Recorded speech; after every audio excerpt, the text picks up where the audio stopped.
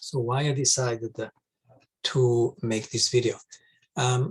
Because the Russian invasion of Ukraine and the tensions with China have monopolized the attention of the media. And in reality, 2022 has been a year of incredible instability around the world. It's difficult to find another year when there was so much instability. So this is a tour, hopefully in less than 60 minutes, of what is going on in the world that is sort of neglected by the media. So let's start with the Middle East. We'll go from from Saudi Arabia to Yemen, Iraq, Syria, Lebanon, Turkey, and Iran. Saudi Arabia is not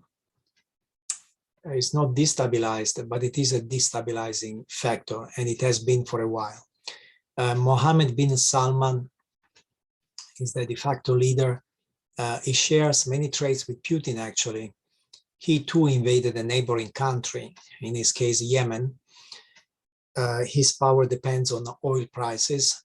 He tolerates no dissent, to an extent that makes Putin look like a nice guy.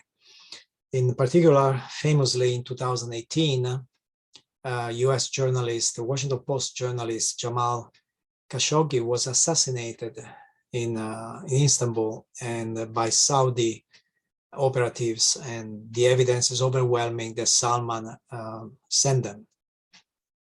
Saudi Arabia has an abysmal human rights record with thousands of dissidents in jail, tortured, and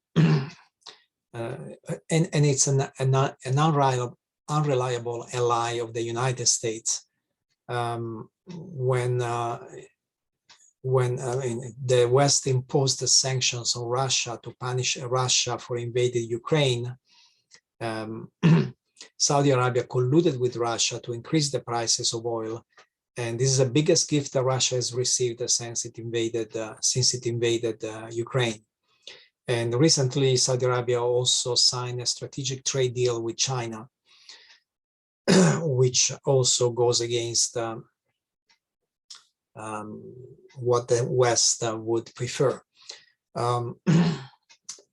It has been Saudi Arabia has been a source of instability around the world, from Libya to Pakistan, and the main reason it has is that Saudi Arabia has been and still is an active promoter of Wahhabism, which is a fundamentalist version of Islam. That's the kind of Islam that gave us Al-Qaeda and ISIS. And Saudi Arabia has also been destabilizing in the United States. It colluded with Donald Trump. Donald Trump loved Saudi Arabia, and Saudi Arabia loved Donald Trump because he was the least democratic president of the United States in a long time.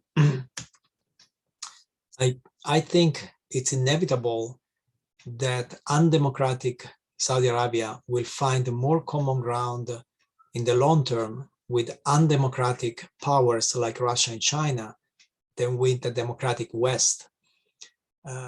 For 1 century, the West has ignored that Saudi Arabia was one of the worst dictatorships in the world. And that's because the West was actually doing the same thing with lots of dictatorships around the world. But the European Union has become stricter and stricter about human rights. The United States, with the exception of Trump, has also been going down that route. So as the West becomes more and more concerned about democratic values, I feel it's inevitable that Saudi Arabia gravitates towards the two powers that don't care about democratic values. For the record, Saudi Arabia is the #1 arms importer in the world. 79% come from the United States. So when Westerners worry about China's rearmament, China's rapid investment in its navy, its air force, its nuclear arsenal. We should also worry about the country that is buying more weapons than anybody else in the world.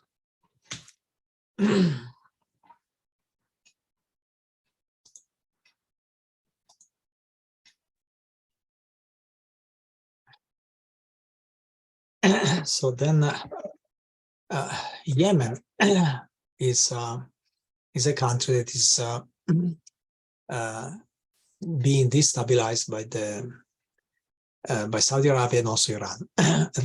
Some background, 56% of Yemenis are Sunni Muslims, mostly in the south, while 42% are Shiites, mostly in the north. North and South Yemen used to be two separate countries. The south was Marxist. They fought 2 wars. Eventually, in 1990, they united under President Ali Abdullah Saleh. There was already a Houthi insurgency in the old days. The leader was killed by the government in 2004. In 2011, during the Arab Spring that affected most of the Arab world, there were mass demonstrations. Saleh resigned. A little bit of chaos. 2014, the Houthis from the north conquered the capital, most of the north, to be precise, northwest. In 2015, Saudi Arabia put together a coalition, invaded Yemen to stop the Houthis. The Houthis are Shia and they are supported by Iran. So Saudi Arabia was defending its backyard from Iran. So now we have an official government, which is run by Saleh's successor, Hadi, supported by Saudi Arabia, mostly based around the Marib, which is the oil region. And then it controls lots of desert. In theory, it controls most of Yemen, but it's mostly desert. The Southern Traditional Council is supported by the United Arab Emirates. That's the south around Aden, which is a strategically and economically important city on the sea. Saudi Arabia and the Emirates were, in theory, still are part of the same coalition that fights the Houthis. But recently, the Southern Transitional Council, not recently, 3 years ago, the Southern Transitional Council expelled the government from Aden. There are also Al-Qaeda militias spread in different places, and the United States bombs them. So Saudi Arabia and Emirates have different goals. That's why they are allied. They're allies, but they're not. The Saudi goal is to fight Iran's influence on Yemen. Saudi Arabia sees that the Houthis as working for Yemen, for Iran, and therefore fights the Houthis. The Emirates have a more practical goal, in my opinion. They want to protect the sea routes. Aden is right where the Red Sea and what is called Arabian Sea meet. So there's a lot of traffic that goes to and from Europe and to the Far East. So they have different goals. The end result, let's see if I have a picture. Yes. So the end result of this fragmentation of Yemen is one of the biggest humanitarian crises in the world. And of course, this could lead to even more turbulence. Now let's move on to Iraq. Last year, Iraq had parliamentary elections. They were won by the party of al-Sadr. Al-Sadr was the leader of militias funded by Iran that fought the United States, killed a lot of Americans, probably more than any other militia in Iraq. But then he became just a politician and apparently a very popular one. So he won this election.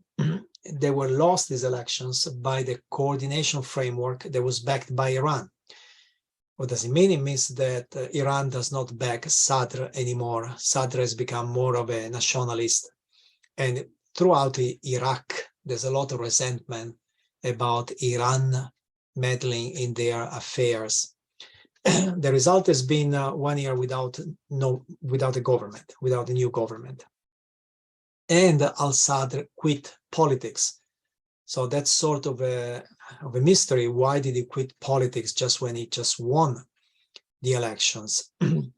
His followers took to the streets, there were demonstrations, people died and so on. So why Sadr quit politics just when he was winning? His family is in Iran. And my theory, the theory that is easiest for me to accept is that Iran somehow convinced Sadr to quit politics. But that's just my speculation. Iraq is still in the middle of a civil war. Even it has defeated the ISIS, but Iraq ranks second after Ukraine, ahead of Syria, ahead of Afghanistan in number of people killed by bombs. So that's still, you can go as a tourist to Iraq, but still a country with a lot of violence. And unfortunately, sometimes the bombs come from countries, not from terrorist groups. So Turkey bombs the Kurds in Iraq because Turkey is obsessed with the Kurds, and Iran bombs a group that is fighting against the Iranian government. Now, recently, al-Sudani has been chosen as the new prime minister. Is from the coordination framework that, as I said, lost the election. So why did he become prime minister? Well, the word on the street is that it was chosen by Iran. Iran still has a strong influence on Iraqi politics. So a lot of turmoil in Iraq. We move to Syria. Syria has been sort of pacified, actually. So just to recapitulate, 2011, there was the Arab Spring. One of the biggest revolutions was in Syria. The dictator Assad almost lost his power. He was supported, he was saved by Iran. And then in 2015, he was saved decisively by Russia. Russia sent military advisors. Let's say Russia has a military base there. And so we have Assad supported by Iran and Russia and opposed by Turkey and the West. President of Turkey, Erdogan, has never been in good terms with Assad. Assad is an Alawite, one of the many Muslim sects closer to the Shiites. Erdogan is a Sunni who tends to defend Sunnis all over the world. So Turkey, in my opinion, Turkey saw an opportunity to turn Syria into a vassal state. So far that failed because Syria has become a Russian vassal state. And the West opposes Assad because it sided with the revolution. 2015 was the peak of the chaos. Millions fled Syria to Europe via Turkey. I have pictures. These were the pictures that were seen all over the world. Millions of people marching. Eventually, they made it to Germany. In 2020, Turkey and Russia signed a ceasefire agreement, which proves that they are meddling in Syria's affairs. But that has largely worked. The number of people killed in battles has decreased dramatically. Now, in the north, you have the Kurds, so-called Syrian Democratic Forces. They are supported by the United States They are the allies of the United States. They are the ones who fought ISIS on behalf of the United States. They still hold thousands of ISIS terrorists from more than 50 countries in their prison camps.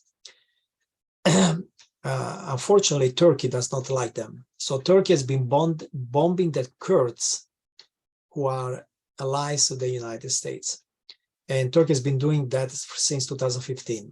As I mentioned, Turkey's president is obsessed with Kurds wherever they are in the world.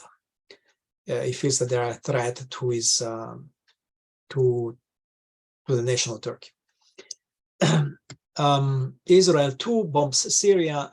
Why? Because Iran created this corridor through Iraq and Syria to deliver weapons to Hezbollah in Lebanon. Lebanon borders on Israel. Hezbollah is a mortal enemy of Israel. So Israel bombs Syria, not so much to bomb Syria, but to bomb Iranian activities in Syria. Then there are still Islamist groups. I think ISIS has been defeated, but there are still Islamist different groups. They fight each other. They fight the government. They fight the Turkish sponsored Syrian National Army. The trouble going forward is that Syria has become a battlefield ready for at least 2 regional wars. One will pit Russia against Turkey, and the other one Israel against Iran. And these 2 battles, in a sense, are already, this is like a Cold War in Syria between on these 2 fronts. This is an old map, 2017, but it's things haven't changed much. The only difference, ISIS, in my opinion, has disappeared. So the pinkish area is controlled by the government, which means really by Russia and Iran. And the yellow is the Kurds allied with the United States. And the strong green is the militias allied with Turkey. Okay, Lebanon. Lebanon is probably the saddest story here. Now it's a failed state. It's very close to starvation. It used to be the richest country in the Arab world. Beirut used to be the city where rich people go. Food price inflation has reached 208%. How did that happen? Well, in the 80s, there was a civil war that certainly didn't help. Lots of destruction and lots of blood. In 1990, eventually Syria is the one that stopped the civil war. In 1990, brokered by Syria, there was an agreement, a power-sharing agreement. The prime minister is always a Sunni, the president always a Christian, and the speaker of parliament always a Shia, which really means Hezbollah. Hezbollah is the Shia party in Lebanon. By the way, Hezbollah is a lot more than just crazy Islamist fighting Israel. Hezbollah is a complex organization, and most Lebanese know it for its civilian arms. The only bank that is working right now in Lebanon is the bank of Hezbollah, which probably gets money from Iran. So this sectarian power sharing system, unfortunately, created one of the most corrupt systems in the world. The politicians are incompetent and corrupt. That's the net result 30 years later. The Syrian influence has been reduced. Why? Not only because of the 2011 Arab Spring and the civil war that followed in Syria, but because in 2005, Rafik Hariri was assassinated, and there's plenty of evidence that Syria was behind the assassination. So Syria has become unpopular, wildly unpopular in Lebanon. At the same time, Iranian influence has increased a lot. Iran used to control Hezbollah to some extent through Syria, but now it's a direct channel from Iran to Hezbollah. So Lebanon is just ready to explode or implode. Now we move to Turkey. In 2003, Erdogan became the leader of Turkey, won an election, fair and square. Since then, Erdogan has basically ended secular Turkey. Turkey, I mean, before it was Turkey, it was the Ottoman Empire, which was a very Muslim empire. When the Ottoman Empire collapsed after World War I, Turkey quickly became, not against Islam, but tried to do what the West has done, separate church and state. And so it became a secular state. Erdogan has undone some of that. He's a devout Muslim, and Islam has become a stronger force within Turkey. In 2016, there was an attempted coup against Erdogan. Erdogan became paranoid. He cracked down on freedom of speech, jailed or otherwise silenced thousands of journalists, military officers, politicians, and so on. His arch enemy, Fethullah Gulen, lives in the United States legally. Erdogan accuses him of being the architect of the attempted coup. Gulen denies it. Erdogan has never proven any crime committed by Gulen that would trigger an extradition from the United States. But there's no doubt that they are arch enemies. Erdogan has another problem. Sedat Peker, I call him a mafia boss. Maybe it's not the right term, but it gives the idea of why he's in exile. He became a celebrity on YouTube, and he's a strong critic of Erdogan. Erdogan's obsession, the Kurds. He somehow perceives the Kurds as a major threat to the nation of Turkey, and he bombs them wherever they are, as I said, in Syria and Iraq. Now, relationship with the European Union have been called for a while. Turkey applied for membership in the European Union. It was obvious that the big countries of Europe did not want Turkey, which is even bigger in population than France, Italy, and so on. And so Turkey was never admitted.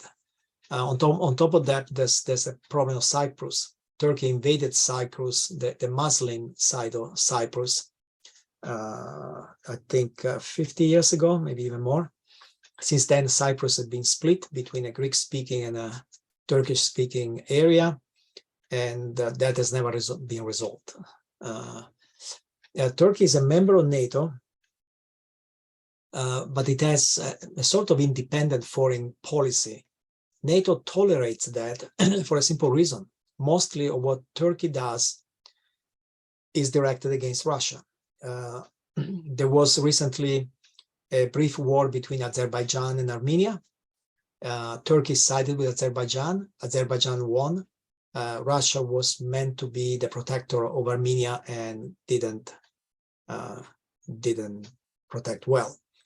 In Libya, there's a civil war that we'll see later, and Turkey sides with the internationally recognized government. Russia sides with the rebel general Khalifa Haftar. In Syria, Turkey sided from the beginning with the Sunni rebels. Russia in 2015 intervened directly to save Syria's dictator Assad. Russia invaded Ukraine, and Turkey sold drones to Ukraine. And at the beginning of this war, Turkish drones were the most lethal weapon that Ukraine had, not because NATO told Turkey to sell the drones, just Turkey decided to sell the drones. Turkey has increased its influence on Central Asia. Now, Central Asia is Kazakhstan, Uzbekistan, and so on. This stance are all Turkish-speaking people. They are cousins of Turkey. And Turkey's influence, before 1991, they were part republics of the Soviet Union. But Russia is losing control over these Central Asian nations because of China's influence and because of Turkey's influence. Turkey historically has been fighting Russia for centuries over control of the Balkans and of the Caucasus. Turkey also has tense relationships with Saudi Arabia, especially after 2018, when the Washington Post journalist Khashoggi was assassinated in Istanbul. Of course, Turkey resented that Saudi Arabia would kill somebody on Turkish soil. Turkey has supported Qatar when Saudi Arabia, Emirates, and Egypt they organized a blockade of Qatar to protest the fact that Qatar supports the Muslim Brotherhood. The Muslim Brotherhood is a sworn enemy of the various kingdoms and dictators of the Arab world. It was briefly in power in Egypt until the current President General staged the coup. So Turkey in general supports, Erdogan supports Muslim Brotherhood. And in Libya, Turkey again supports the government, whereas Saudi Arabia, the Emirates, and Egypt support the rebel general Caliph Haftar.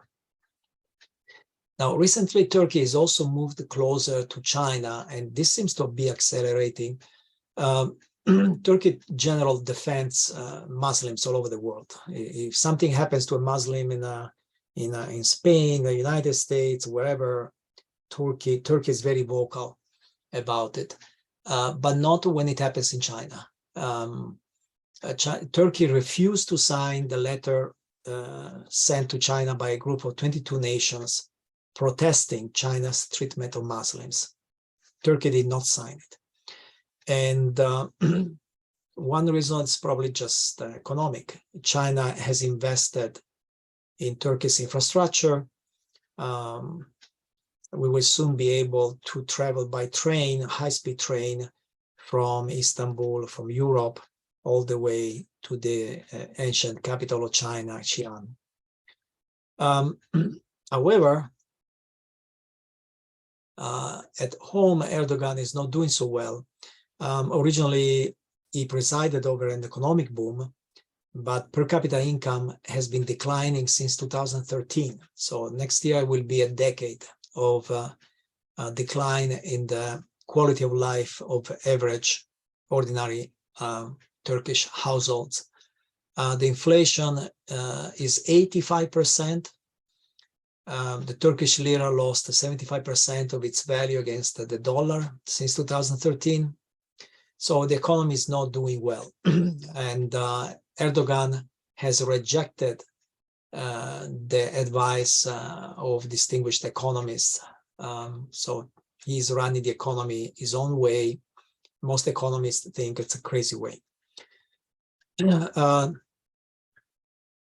Incidentally, Turkey is the world's biggest refugee host nation. Europeans who complain about the thousands of refugees that they're hosting don't know what they're talking about. Turkey has 3.7 million Syrian refugees right now.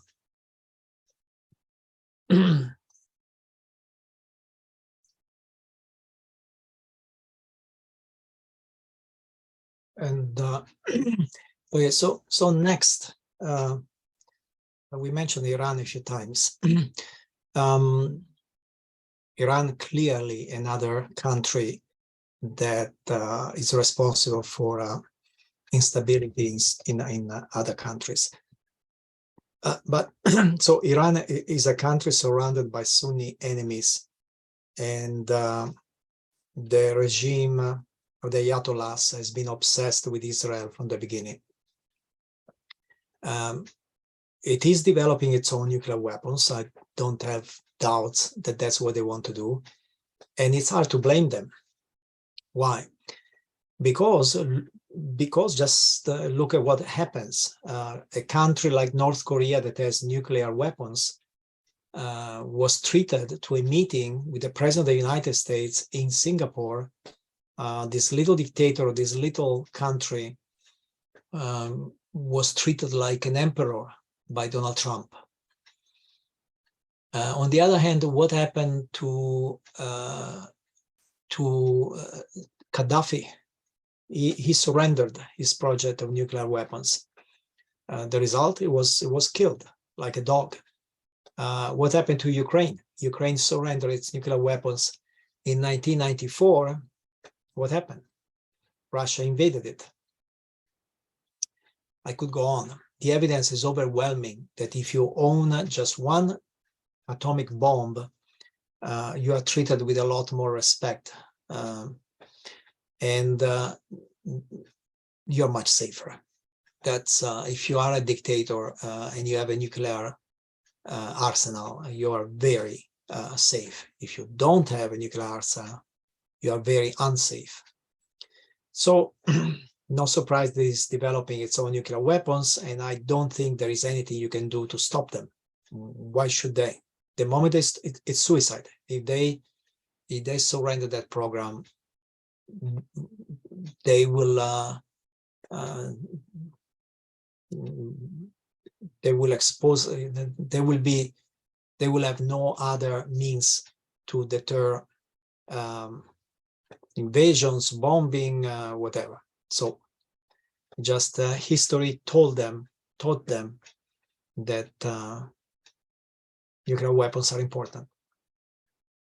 Iran was also very smart, very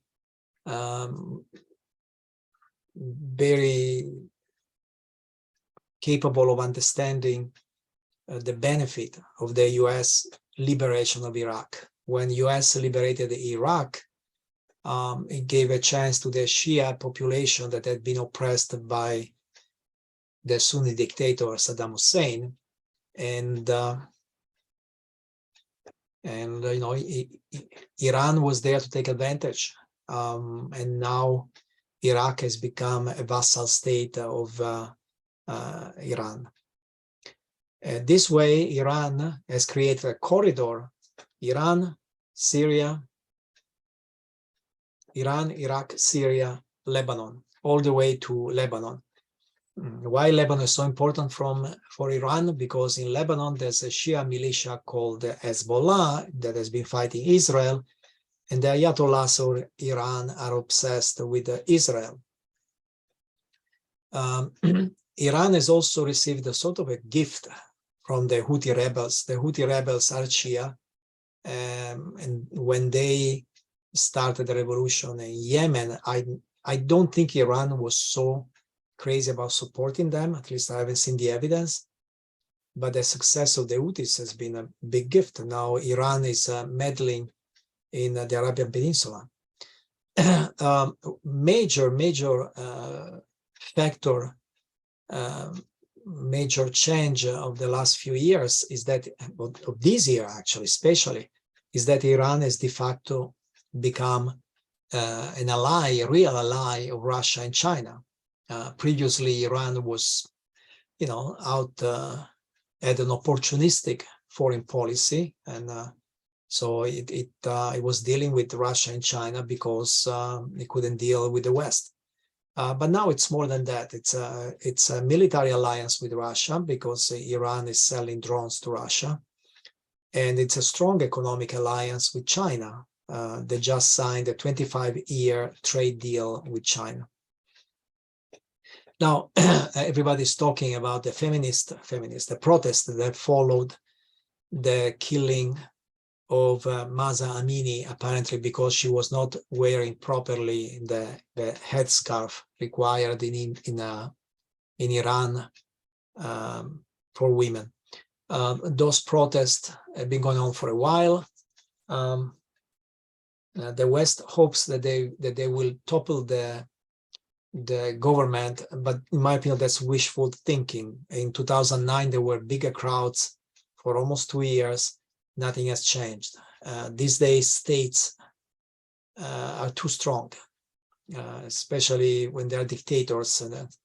They're just the state, the military apparatus is just too strong to overthrow a dictator. We have seen the same in Belarus and in other places. So you can have big protests in the street, but as long as you march and you don't have weapons, it's hard to topple a government. So I'm skeptic that that will go anywhere. So that's the corridor: Iran, Iraq, Syria, Lebanon. And then I don't know how Iran manages to send the weapons to the Houthis going through the Red Sea.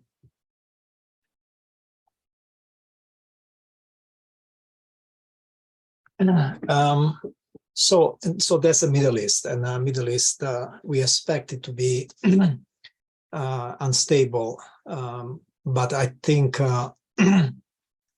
we're underestimated how unstable it is now. Now let's move to South Asia, and here, of course, the news tend to focus on Afghanistan, but we will see that actually the whole area is experiencing some turbulence. Now, Afghanistan. So the Taliban, the United States withdrew. The Taliban still not recognized by any country in the world, as far as I know, as the legitimate government. Afghanistan faces a humanitarian and economic crisis. To be honest, security has improved. Well, of course, the Taliban were responsible for most of the insecurity. Now they are in power. Ironically, the top enemy of the Taliban is now ISIS. So Taliban and ISIS are fighting over basically over who is more Muslim. China has always shown an interest in Afghanistan. It would be a major win if China could exert more influence on Afghanistan. China has a teeny border with Afghanistan. China has met with Taliban officials more often than any other country. And think of it, Afghanistan currently is surrounded by Chinese trade. There's the Chinese-Pakistan economic corridor, that we're going to see in a second, the China-Myanmar economic corridor, that we're going to see in a second, the China-Iran trade agreement of a few weeks ago, and then China has invested massively in Central Asia, the One Belt, One Road initiative. So it seems almost inevitable that Afghanistan will be sucked into the giant Chinese trade, the new Silk Road. How does Afghanistan survive today? Well, opium cultivation jumped 32% since the US withdrew. It's not surprising. The Afghan people don't have any other way to feed themselves. On to Pakistan. I once called Pakistan the most dangerous country in the world after North Korea. I haven't really changed my mind. Pakistan has nuclear weapons. It is an Islamic republic, a very strange republic. I'm going to say a few words later. It has 225 million people, nuclear weapons, and no major natural resources. So it's obsessed with India. Technically speaking, they're still fighting over Kashmir. Inside Pakistan, there are multiple insurgencies. There's the Baluchi Liberation Army in the south, has been operating, I believe, since Pakistan became independent. There's ISIS, and there are the Pakistani Taliban, and then other minor Islamic groups.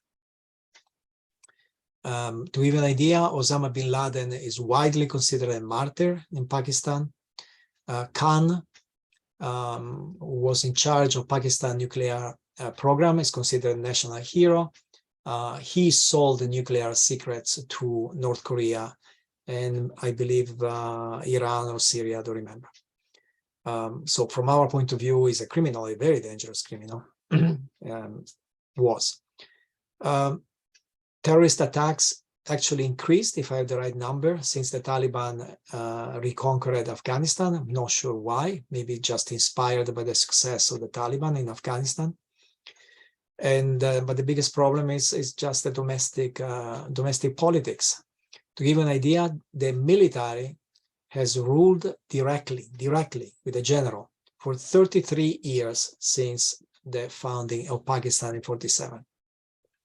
So most recently, Imran Khan, who was a cricket celebrity, was elected in 2018, was very popular, but he was elected with help from the military. There's no question about that.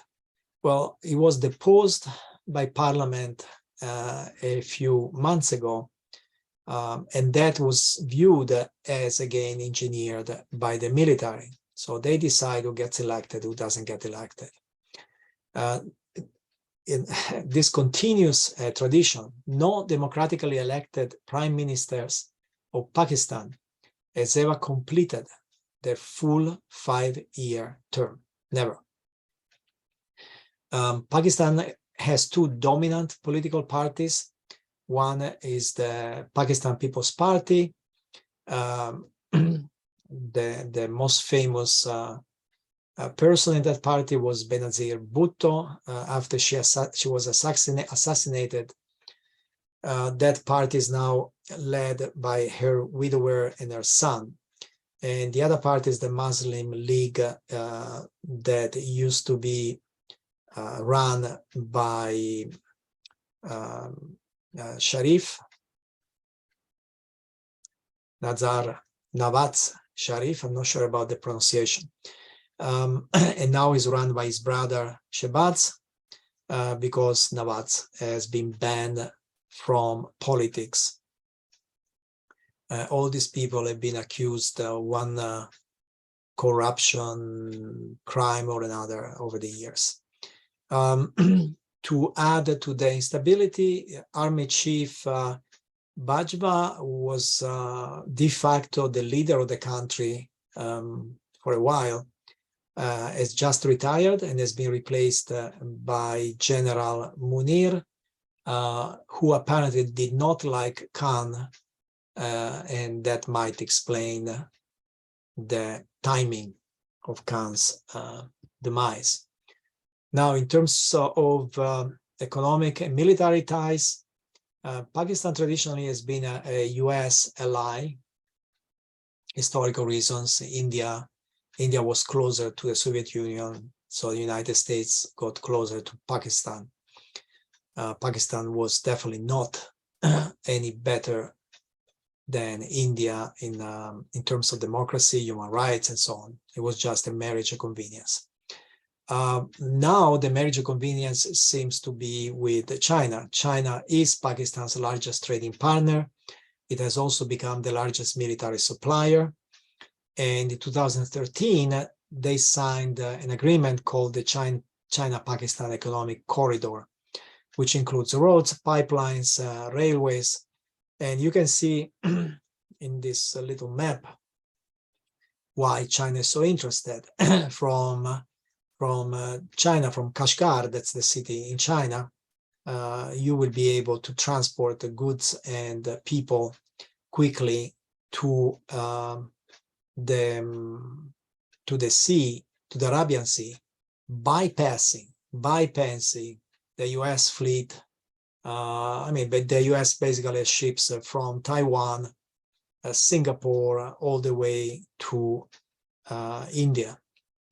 And with this system of roads and railways, China bypasses all the, and especially after India joined the quadrilateral security dialogue with the USA, Australia, and Japan. I mean, China also has an Indian problem. So this would help China bypass also India. Now, moving on to Bangladesh, which used to be part of Pakistan before a bloody civil war. that's another country where just the number of people, the population, is a problem in the sense that the country doesn't have enough natural resources. Here again, domestic politics has created instability. They talk about the battling begums, Khaleda Zia and Sheikh Hasina. These are the two women who have dominated Bangladesh politics since 1991. Both are related, long story, both are related to two national heroes who have been, I believe, both were assassinated. And so they became, they didn't inherit power, but they became famous because of their association with these national heroes. Now, they alternated in power until 2008. In 2008, Hasina turned increasingly authoritarian. De facto, Bangladesh is becoming a one-party state, her party. Khaled and her son have been sent to jail. As usual, the accusers are always corruption. So I don't know if you can call it good news, but Bangladesh doesn't have an Islamist problem, doesn't have Taliban or ISIS or Al-Qaeda. There was an Islamist party, though, that was fairly influential, and maybe it was becoming a little too powerful. Hasina managed to have its leaders to be tried and then sentenced with the terrible accuse of genocide. Why? Because during the War of Independence, which Bangladesh fought Pakistan, this Islamist movement basically sided with Pakistan, and accusing them of genocide might be too much, but anyway, she exploited this fact, and many years later, she managed to get rid of them.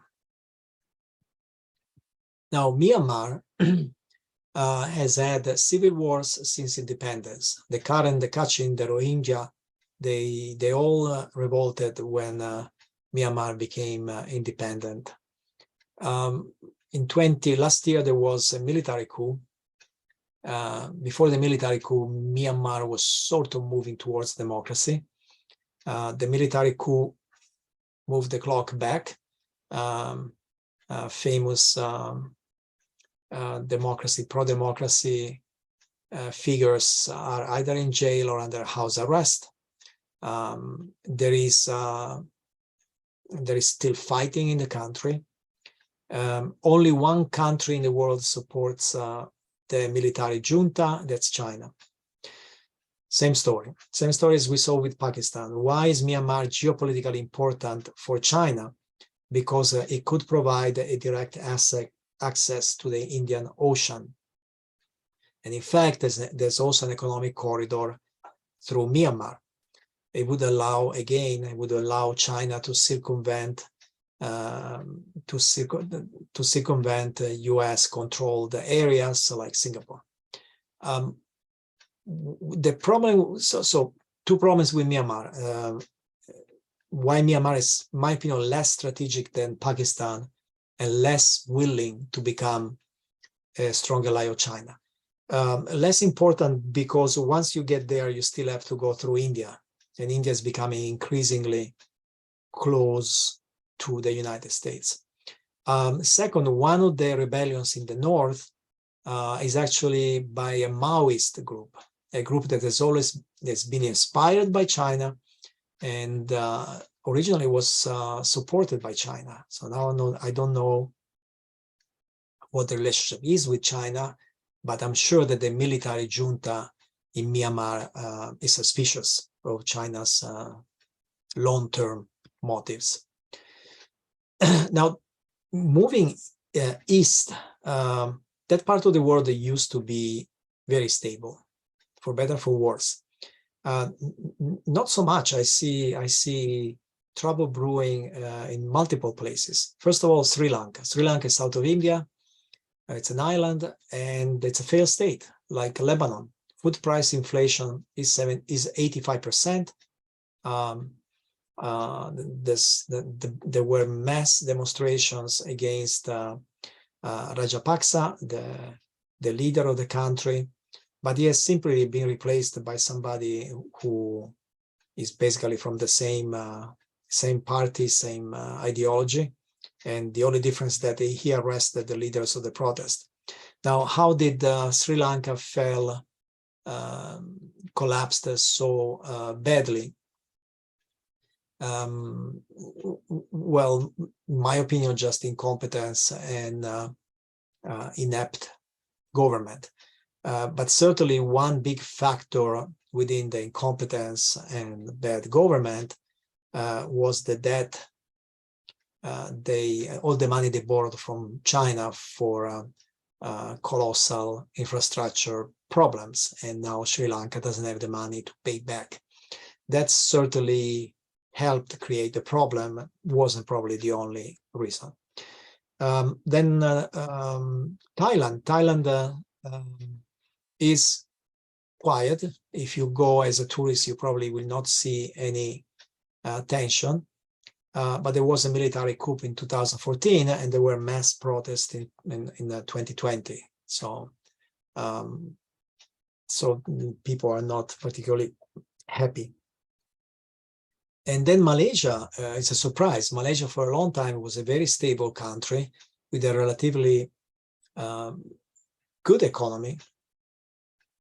The price it paid for that stability was the rule by the United Malays National Organization, UMNO, so that ruled the country for more than 60 years. So de facto, Malaysia was a one-party state for more than 60 years. What caused the collapse?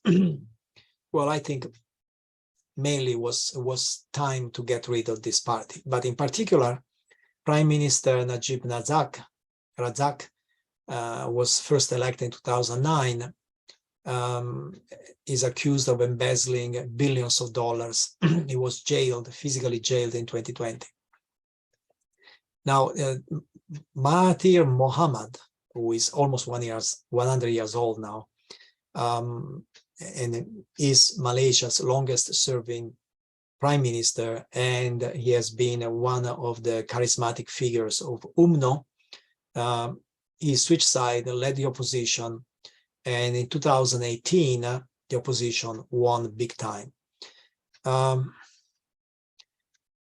Then there was a long period of chaos, political chaos, and only recently, it's in Malaysia. It's the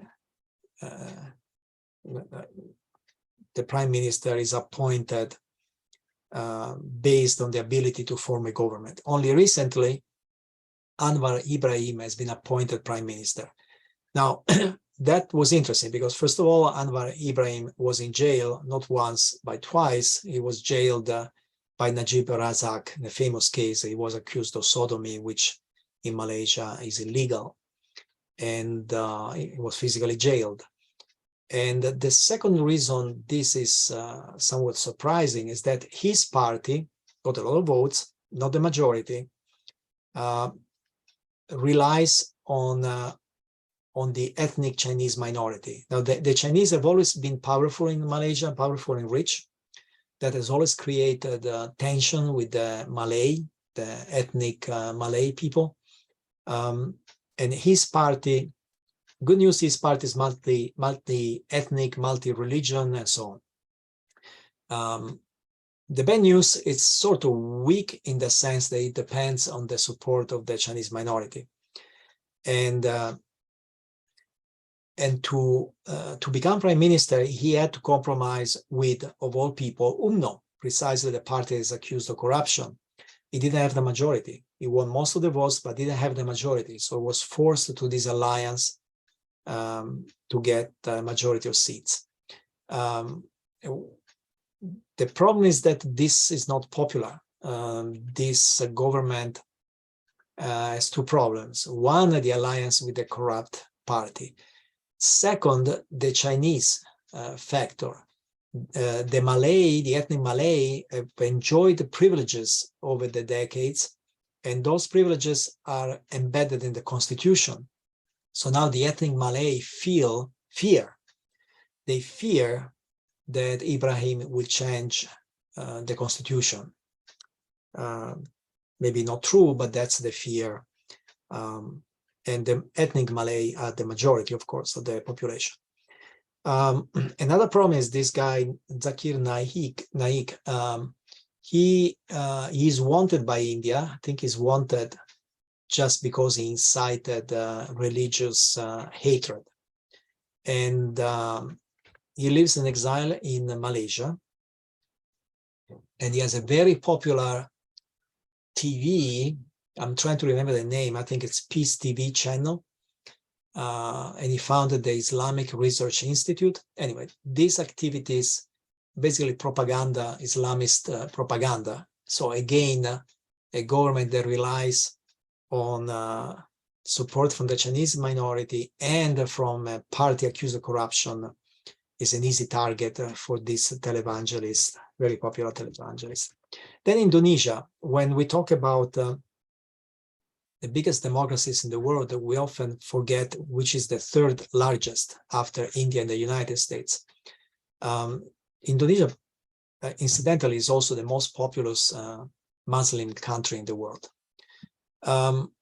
Indonesia traditionally was not particularly crazy on Islam, except for 3 areas: Aceh, West Java, and West Sumatra. But most of it was not. And in fact, you will find, or Bali is definitely not Muslim. You will find other religions in the archipelago. But recently this has changed. And I think the signal that something was changing was really 2016, when mass demonstrations forced Jakarta's governor out of power. He's a Christian ethnic Chinese, and he got in trouble for blasphemy. Which, blasphemy. I mean, if I say Muhammad was not a prophet, I don't think he was a prophet. He was just, revolutionary. That's blasphemy in a strict Islamic country. If I say Allah does not exist, it's definitely blasphemy. So. For a Christian ethnic Chinese, it doesn't take much to get in trouble. In 2019, the latest elections, Jokowi, his real name is Joko Widodo, but is known as Jokowi, was re-elected. But to give you an idea, he was re-elected, but he felt that he had to appoint his rival, the one who lost the election, former General Subianto, as vice president, which is almost like anointing Subianto as the successor. Well, he's the favorite of the Islamist parties. A poll showed that 72% of Muslims favor adopting Sharia as the official law. And as I speak, the media are talking about a law just passed by the Indonesian parliament that punishes any sex outside marriage. So it's becoming it is certainly not a theocracy, but Islam is becoming less of a secular state. That's what I wanted to say. And finally, the Philippines.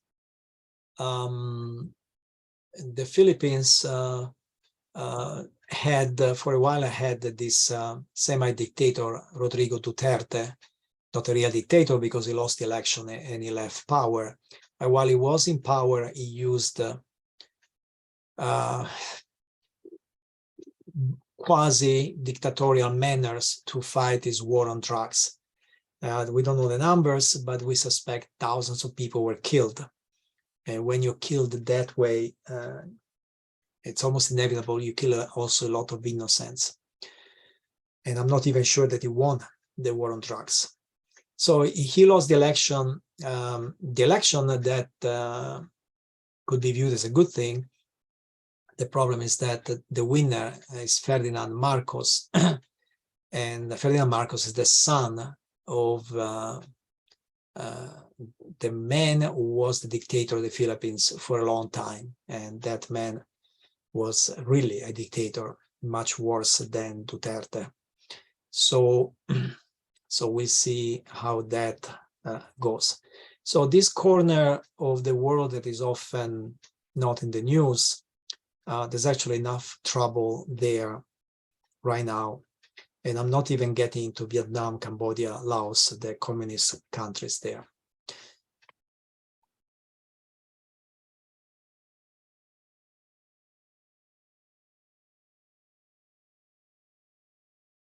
So on to Central America. Traditionally, Central America, you would think of Cuba. You know, I'm not going to talk about Cuba actually. There's trouble even in Mexico. So Andrés Obrador is the current president of Mexico. His critics call him a left-wing version of Donald Trump and a sort of Chavez 2.0. Those are not compliments.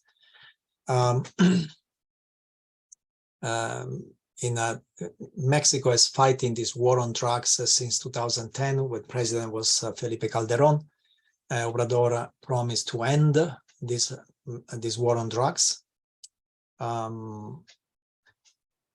that has resulted in a casualty among civilians, in a chaos in many communities. Well, in 2021, Mexico had more than 34,000 suicides, so it doesn't look like things have changed for the better. The drug cartels today are estimated to control almost a third of Mexico, and they have expanded their operations to Guatemala, Honduras, and Salvador. So we'll see some of these countries. In particular, El Salvador is in the news right now. It has the highest murder rate in the world. It has an authoritarian president, Nayib Bukele. The name, it doesn't sound Spanish, right? It's the son of a leftist businessman who happens to be a Muslim of Palestinian descent. According to a Gallup poll, the most in 2022 is the most popular leader in the Americas. So this is an authoritarian president who was elected by the people and is still very popular. He was elected in 2019, so 3 years later he's still popular. He was elected to fight both the gangs and the corruption. El Salvador has two problems, and this is common to many places in Latin America: the cartel and the corruption. There are two traditional parties: the right-wing Alianza Republicana Nacionalista, known as ARENA, and the left-wing Frente Farabundo Martí para Liberación Nacional, FMLN. And both of them are accused of corruption. The gangs are not really cartels. They are actually just criminal gangs, and they prosper precisely because there are no major cartels in El Salvador. El Salvador is not in the major routes of drugs to the United States.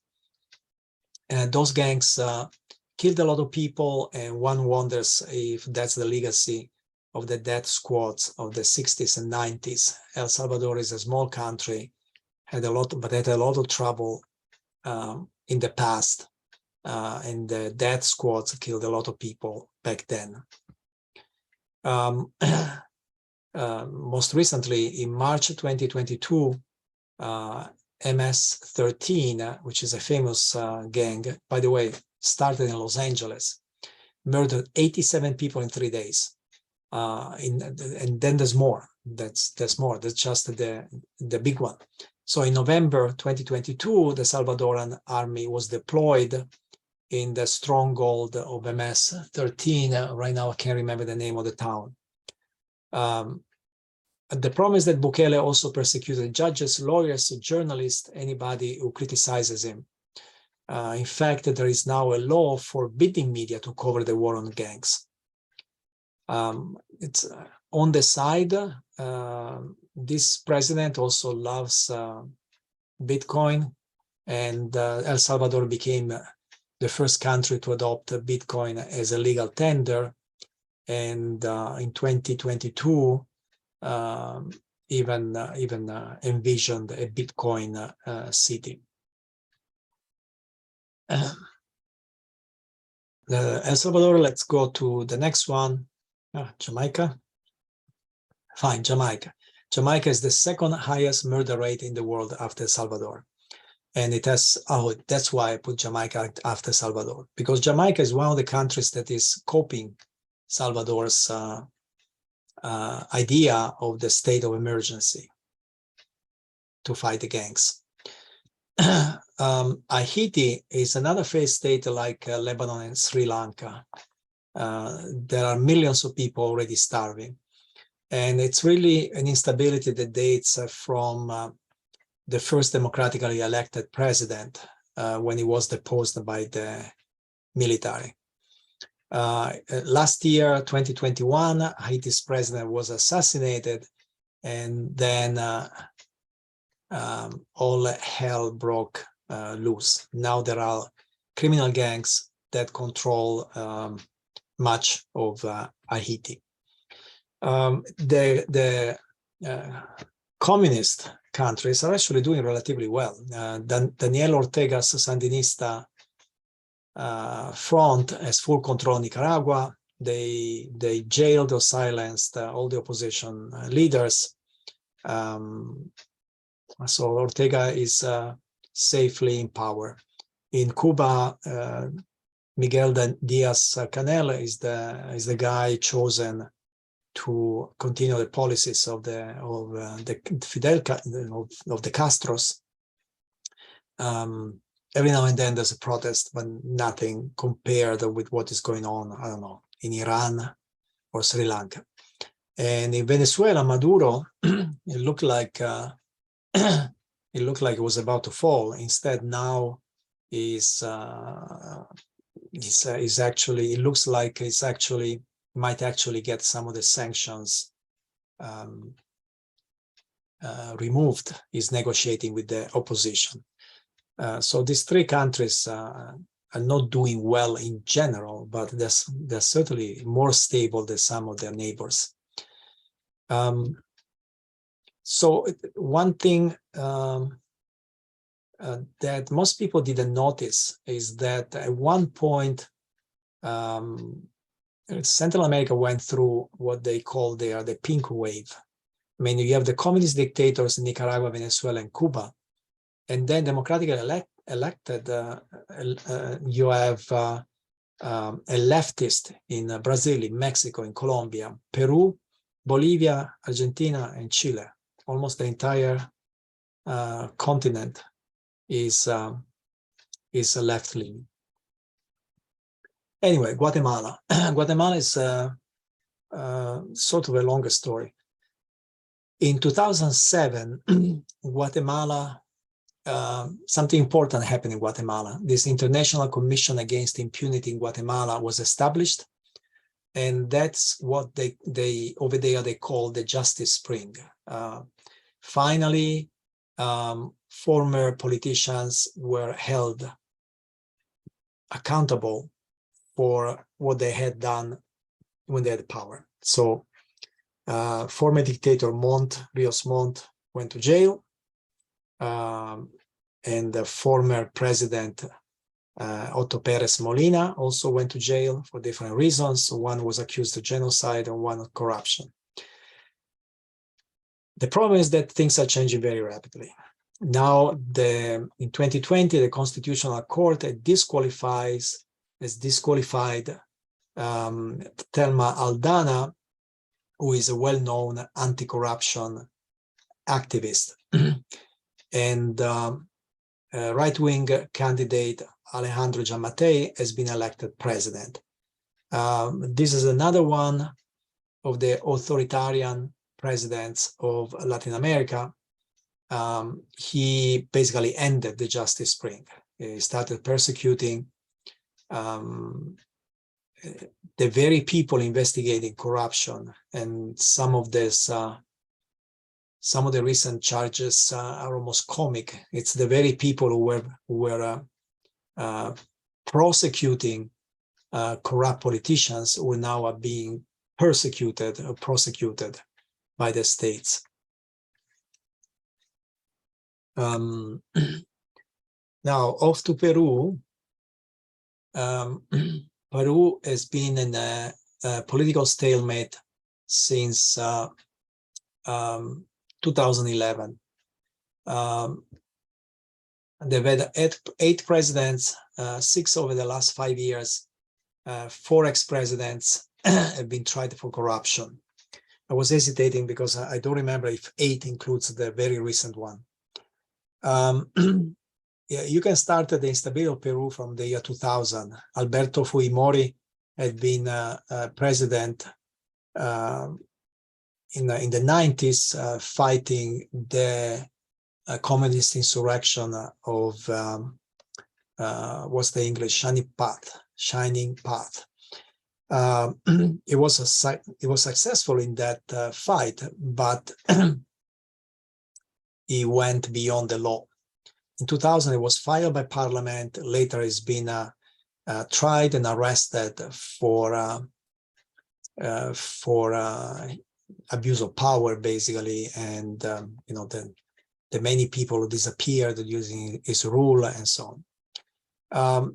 In the 2000s, Peru was doing relatively well. The economy was growing 7%, one of the fastest growing economies in the Americas. And the presidents were Alejandro Toledo and then Alan Garcia. Well, guess what? They both now, they both got accused of corruption. Toledo was arrested in California, was living in California, was arrested, and Garcia even committed suicide just before he was arrested. In 2011, Ollanta Humala was elected first leftist president of Peru. And again, in 2016, Humala was accused of taking bribes from Odebrecht. Now, Odebrecht is a big scandal, started from Brazil, spread all over Latin America, big corruption scandal. And so the politics of the last 6 years has been incredibly messy. So this Kuczynski beat Fujimori's daughter, Keiko, who is now the leader of the right-wing party, but then he had to resign over allegation of corruption. Keiko was arrested again, Odebrecht scandal. 2020, President Vizcarra was fired by parliament over corruption. Now the leftist Pedro Castillo beat Keiko in another election. Keiko is still under investigation, but she was able to run in 2021. Anyway, Pedro Castillo, a leftist, beat her, but guess what? Just recently, Castillo was fired by parliament, and actually, I believe is still under arrest right now. And his vice president, Dina Boluarte, became Peru's first female president, but clearly the instability is escalating in Peru. And Peru, even despite that decade of economic growth, the biggest problem of Peru remains poverty, widespread poverty. Peru also had a terrible COVID pandemic. I believe it has the highest death rate in the world from COVID. It's also one country that is suffering a lot because of Russia's invasion of Ukraine. Why? Because Peru imports almost all of its oil. Its neighbors in South America produce some, Peru doesn't. So Castillo, in a sense, was also the victim of Putin's invasion of Ukraine. Without that invasion, maybe the mass demonstrations against him would not have been so big. A bigger problem is that Castillo became very unpopular because of the bad economy. But parliament is even less popular than Castillo. It has a disapproval rating of 86%. And there's a reason. Parliament over the years starting way back, as weakened the democratic institutions of Peru and consistently attacked the free press. So in other countries, it's the president who does that. In Peru, it was parliament that did that. And parliament is mostly dominated by the right-wing parties. Now, Peru, of course, is known for the drug cartels. It's the world's largest cocaine-producing country. It competes with Colombia in this area. There's a region in Peru called Vraim that is famous for coca growers and drug traffickers. It is protected by a splinter group of the old Shining Path rebels. Then in the north, at the border with Colombia, there's the region of Putumayo, where also coca growers and drug traffickers are protected by criminal gangs. In this case, though, they are Colombian gangs. And mostly, if I understand correctly, mostly formerly part of FARC. There was a rebel group in Colombia, still is, they're making peace right now in Colombia. But a splinter group, in fact, I think 2 different splinter groups are controlling the coca business in Putumayo.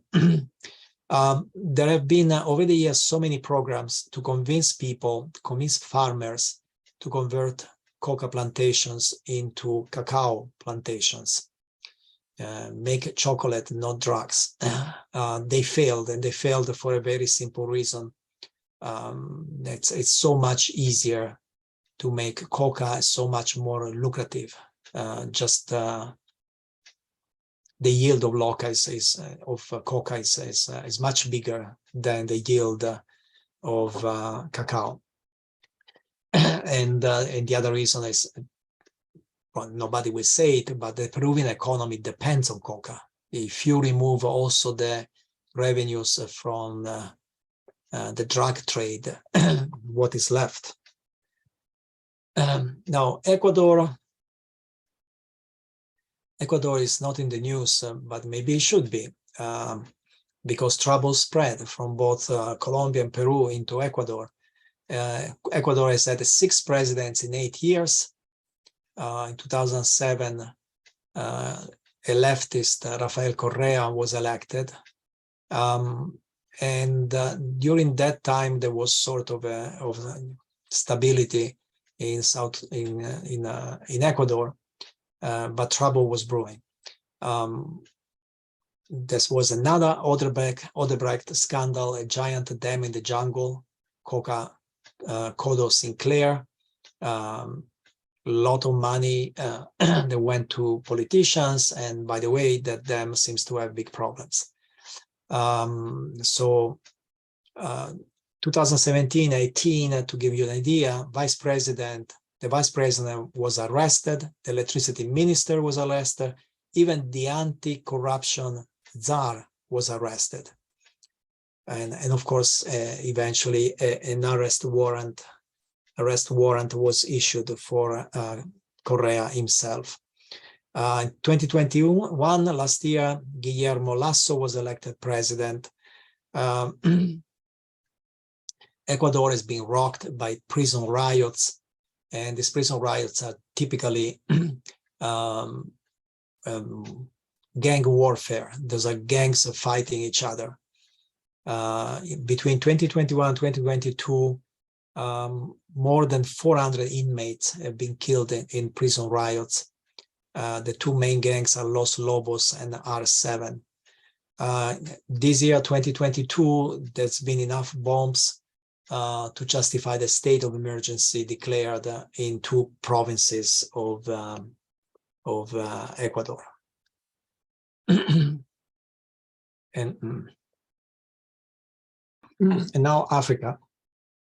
So for Africa, I isolated 6-7 major trouble points. So Libya used to be the richest country in Africa until 2011. Then there was what I consider a reckless bombing campaign. Why reckless? Not because I love the dictator Gaddafi, who was killed in 2011, but because this is the typical case where we destroy a regime, but we leave behind no viable institution, and so Libya was in chaos for a while. Islamists moved in. In 2014, former General Khalifa Haftar, who was living in the United States legally, he moved back to Libya. He organized this Libyan National Army, and he conquered Benghazi, which is the main city in the east, expelled the Islamists, so created some kind of stability in the east. Meanwhile, in Tripoli, in the west, a government of national accord was installed after several years of negotiations. Now, as I mentioned before, Turkey sides with this government of national accord in Tripoli, and Haftar is supported by Russia, United Arab Emirates, and Egypt, mainly Russia, honestly. So there are two prime ministers. As of today, there are two prime ministers, one in the west, one in the east. Then there's, let's see Ethiopia first. But by population, Ethiopia is the second largest country in Africa after Nigeria. 60% is Christian, 40% is Muslim, which in the past wasn't a problem. But these days, religions are becoming a problem. It's a multi-ethnic country. It has 80 different ethnic groups. 3 of these groups account for 60% of the population. So we'll focus on those 3. The Oromo, which is 35%, which about 60% are Muslims. It's not true they're all Muslims, but a majority are Muslims. Then the Amhara, 27%, and the Tigray. The Tigray are only 6%. They're up there in the north. But they've been very important. So the Amharas dominated under Selassie, the last emperor, and under Mengistu, the communist dictator who ruled Ethiopia for a long time and killed a lot of people. So Mengistu was defeated by 2 main guerrilla groups. One was the Tigray People's Liberation Front, so coming from the north. And the other one was the Eritrean People's Liberation Front. Now, at the time, Eritrea was part of Ethiopia. After Mengistu was overthrown, Eritrea declared independence, and the Tigray movement under Meles Zenawi ruled Ethiopia for a while. In the 2000s, Ethiopia was the economic miracle of Africa. However, there was something going on. Ethiopia was now ruled by the Tigray elite after having been run for a century by the Amharas, never by the Oromos, who are the majority. So in 2014-16, there were anti-government protests, mostly associated with Oromo. And in 2018, Abiy Ahmed became the first Oromo leader of Ethiopia, as far as I know, in the entire history of Ethiopia. In 2018, there was initially success. There was peace with Eritrea. Now, war had erupted between Ethiopia and Eritrea way back. The older friends who deposed Mengistu had become arch enemies and fought each other. So at this point, 2018, when Ahmed makes peace with Eritrea, he makes peace with the arch enemy of the Tigray movement. Then at the same time, he launched an anti-corruption campaign, which mainly targeting previous politicians in power, which inevitably mainly targeted the Tigray elite. So in 2020, finally, war starts, but this time it's not war between Ethiopia and Eritrea. It's a war between the new government of Ethiopia, which is, this Oromo leader, against the old Tigray elite that ran Ethiopia for 25 years. And Eritrea sides with the government of Ethiopia. Then more trouble came when this very popular singer and activist, Hundessa, was assassinated. And also there was this, so the media, Jawar Mohammed started this media network, I believe, when he was at Stanford. Then he moved back to Ethiopia and became very popular. And he accused that the Amaras, were mainly Christians, of killing Hundessa. So that added trouble on top of trouble. So in 2022, there has been a peace deal, both with the Tigray and with the Oromo rebels, but fighting is still continuing to this day. There's another potential trouble coming out of Ethiopia. Ethiopia is building a giant dam on the Nile, and that would be the Africa's largest dam. Both Sudan and Egypt oppose it. Why? Because Ethiopia will control the flow of water into Sudan and Egypt. Okay, from Ethiopia, let's move to Somalia.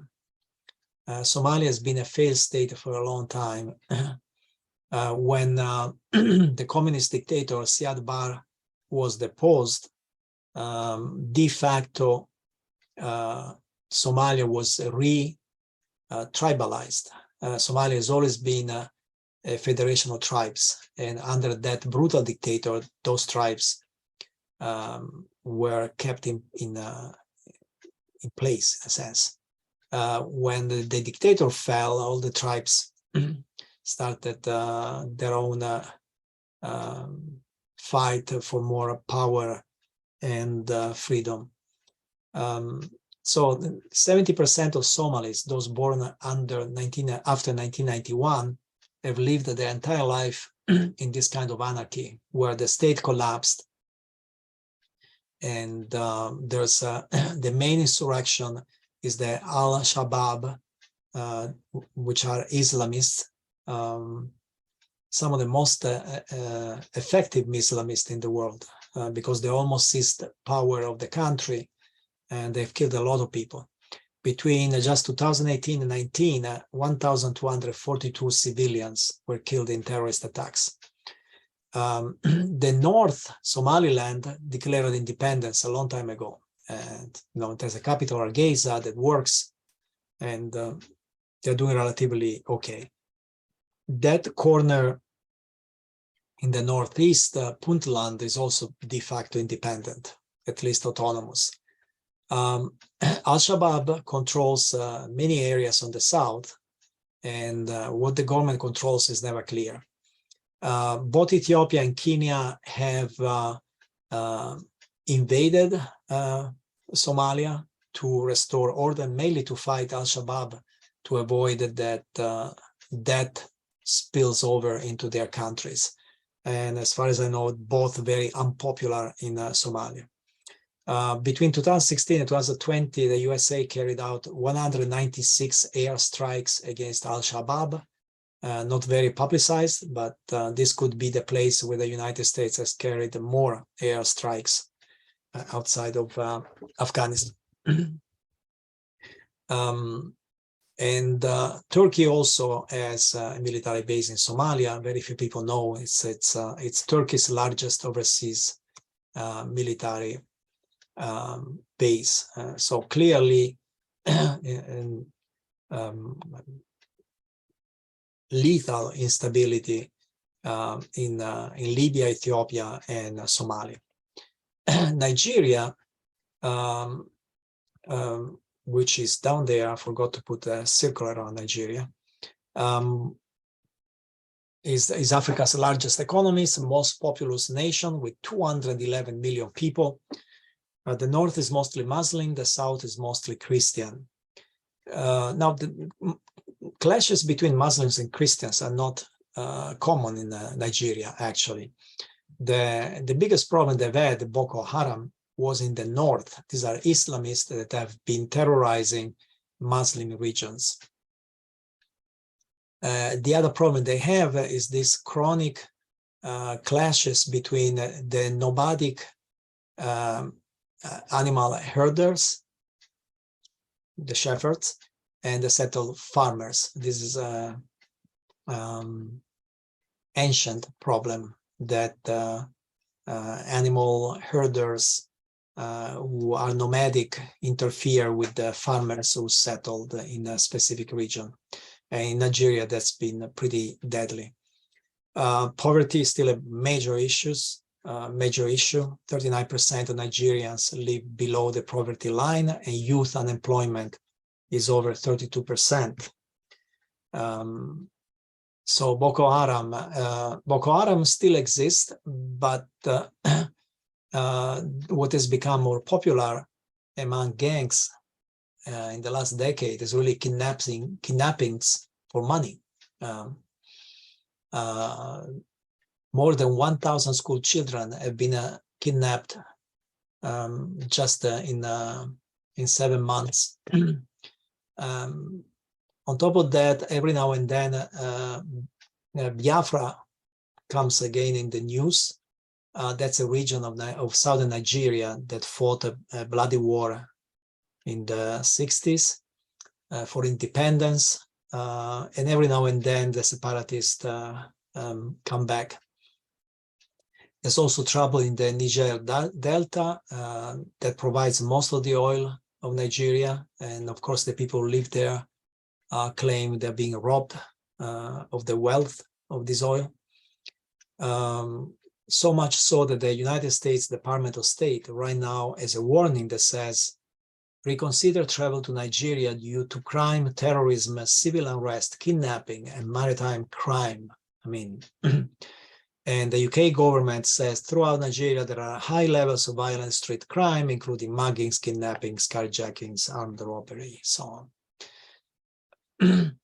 Now, Nigeria is right there. It's right there south of the Sahara Desert. And the area north of Nigeria is called the Sahel.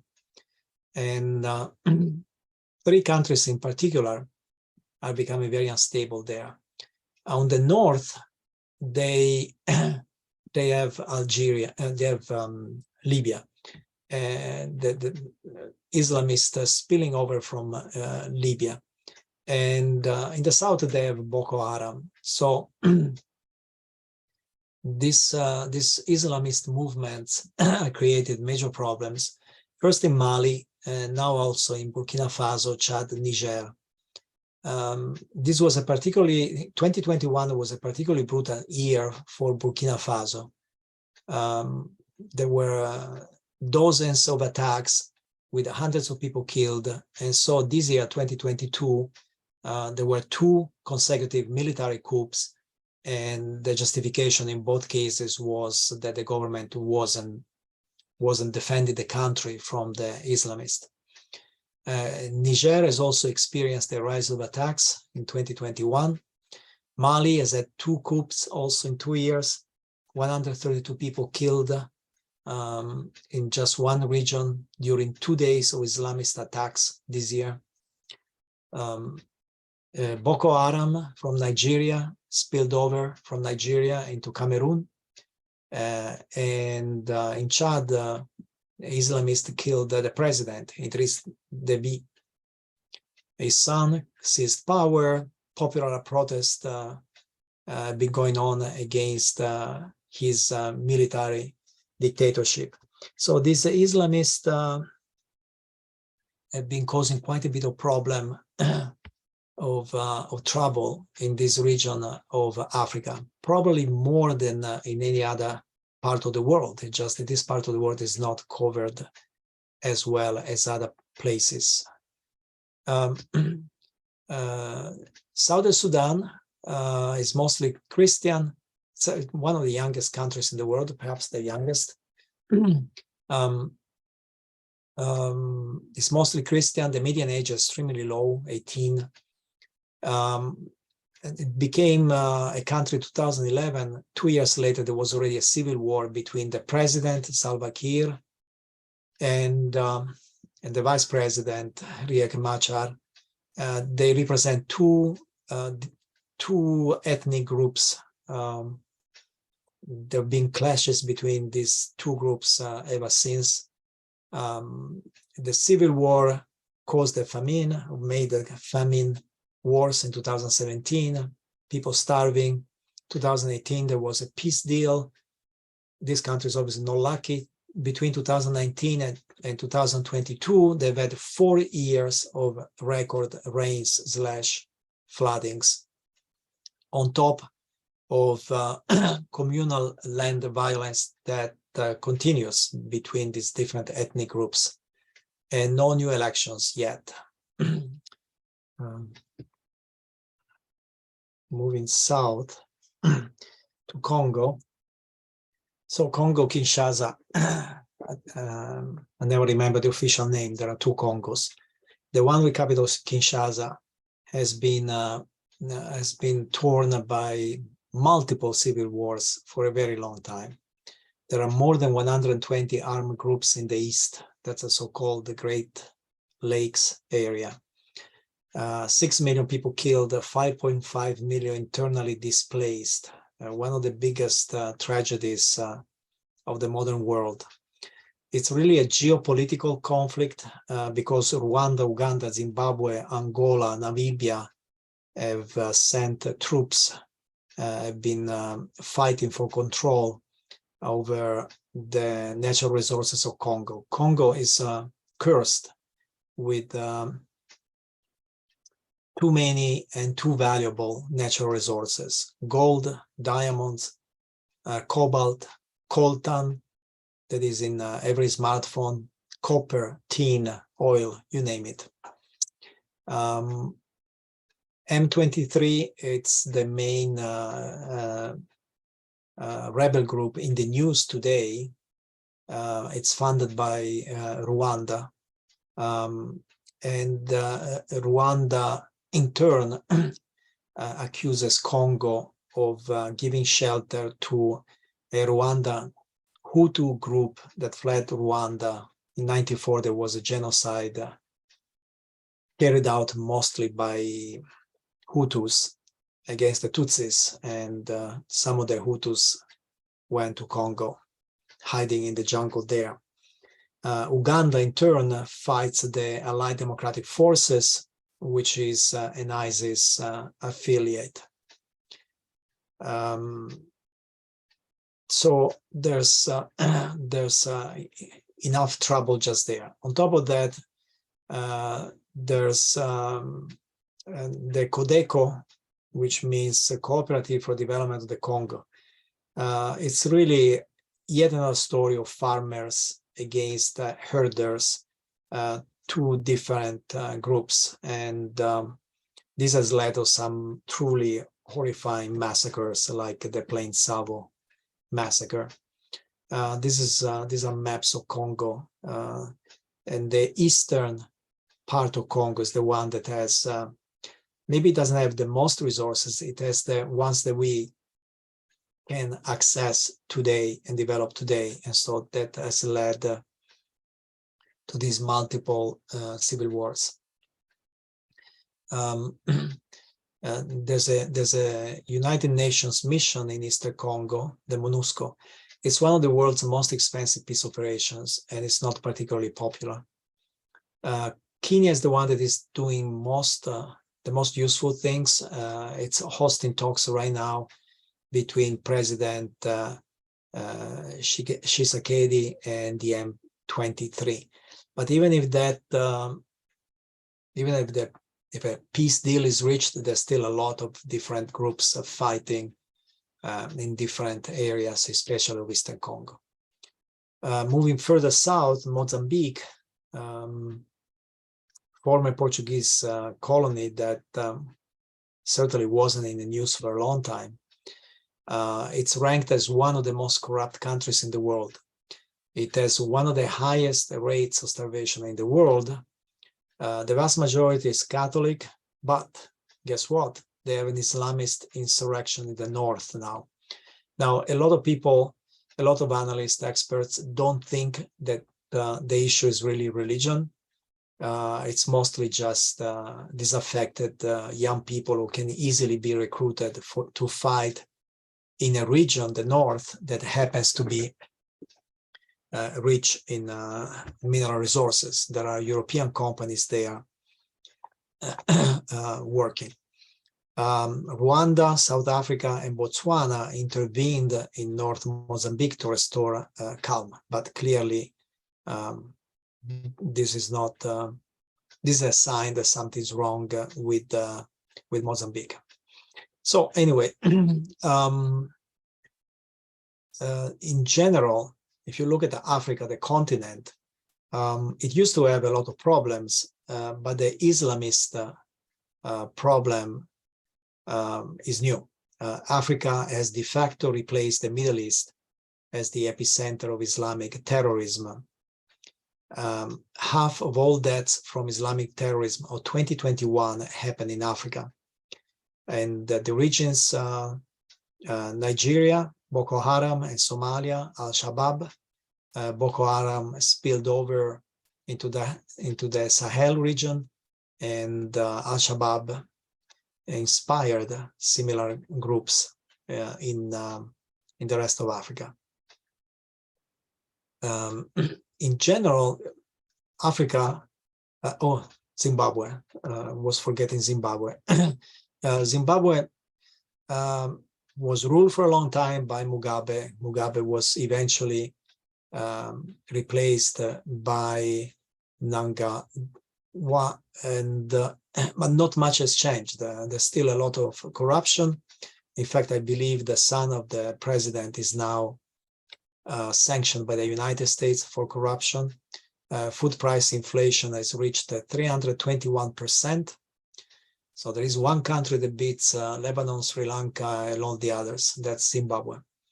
And corruption is still rampant, so not much has changed in Zimbabwe. Now, in general, in Africa, well, definitely demography is an issue. In 2021, the total population of sub-Saharan Africa, Black Africa, was 1 billion. By 2050, 25% of the world's population will be in Africa. 1 out of 4 will be in Africa.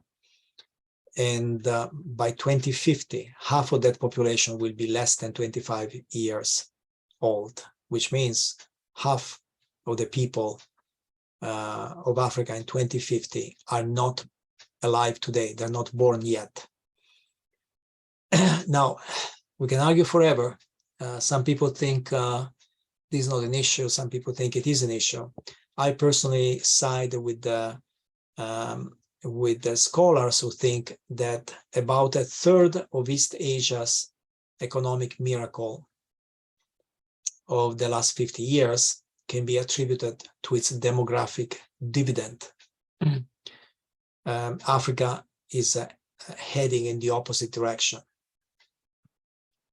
Now, I left out Russia and China for more or less obvious reasons. It would be a much longer discussion, but clearly these are two other neuralgic places of the world. So overall, I think there's a lot of instability in the world, and I'm just surprised that no, not surprised that there's reasons if the media focus only on Russia's invasion of Ukraine and the tensions with China, but rarely in my lifetime there has been so much instability in so many places and then so many weapons around.